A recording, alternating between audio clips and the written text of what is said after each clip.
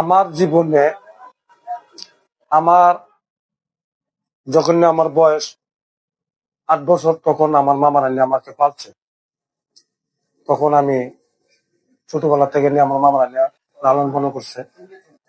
লালন পালন করার পরে যখন আমি 17-18 বছর আমার মামারা বাড়িতে রইলাম, থাকার পরে তখন আমি রিক্সা চালাইলাম, রিক্সা ভাড়া নিয়ে।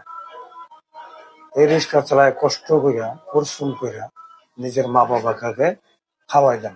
কারণ নিজের মা বাবায় জন্মদাতা মা বাপ, তারা ঋণ কোনো সময় দেওয়ার।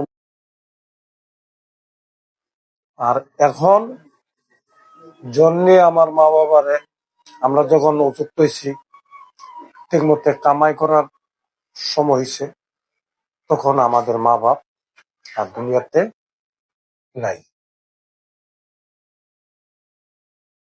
নাই বলতে আর এখন বর্তমানে যখন আমি